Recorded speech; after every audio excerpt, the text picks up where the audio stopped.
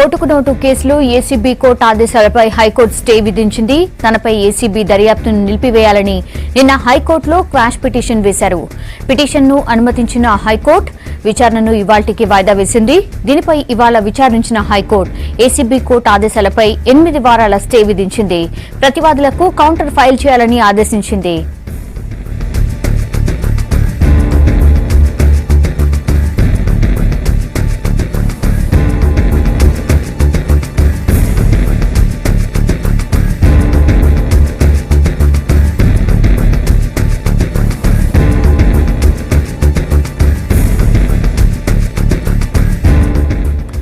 ఓటుకు నోటు కేసులో ACB court ఆదేశాలపై high court stay విధించింది. తనపై ఏసీబీ దర్యాప్తును నిలిపివేయాలని నిన్న హైకోర్టులో క్వాష్ పిటిషన్ వేశారు బాబు. పిటిషన్ను అనుమతించిన హైకోర్టు విచారణను ఇవాళ్టికి వాయిదా వేసింది.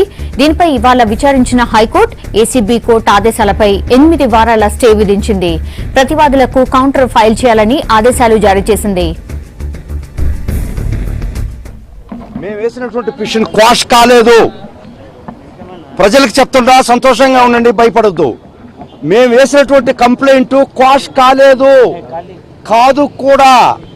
8 వారాలు ఆయన మీద దర్యాప్తు ప్రస్తుతం కాకుంది. మెయిన్ కేసులో మటుకు దర్యాప్తు ఆపలేదు కోర్టు వారు. దయవించి కోర్టు వారు వాళ్ళ సహృదయంతో వాళ్ళు చేసింది ఏంటంటే మెయిన్ కేసులో ఏసీబీకి దర్యాప్తు చేసుకోమని చెప్పి ఆదేశాలు ఉన్నాయి.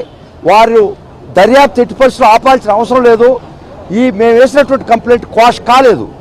ఆ మెమో మీద 8 వారాలు టెంపరీగా స్టే ఇవ్వడం మాత్రమే జరిగింది.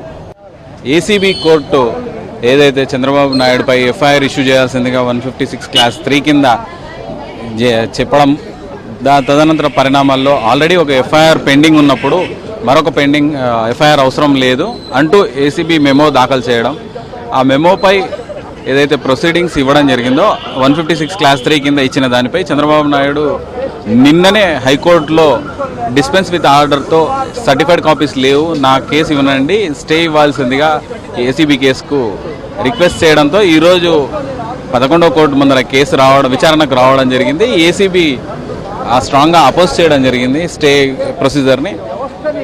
కొన్ని టెక్నికల్ సాంకేతిక అంశాలను పరిగణలోకి తీసుకున్న కోర్టు ఇది స్టే ఇవ్వాల్సిందిగా స్టే ఇస్తున్నామని చెప్పడం జరిగింది. తెలంగాణ న్యాయవాదులుగా ఇది అందరూ ఎక్స్పెక్ట్ చేసిందే, అద్భుతాలు ఎవరు ఎక్స్పెక్ట్ చేయలేదు. ఇక్కడ జరిగే విషయమే, ఇది కామన్గా జరిగే విషయమే. కాబట్టి ఇది ఇన్వెస్టిగేషన్కు అవకాశం ఇస్తూ ఏసీబీకి 8 వారాల పాటు విచారణకు స్టే విధించడం, అరెస్ట్ను స్టే విధించడం జరిగింది.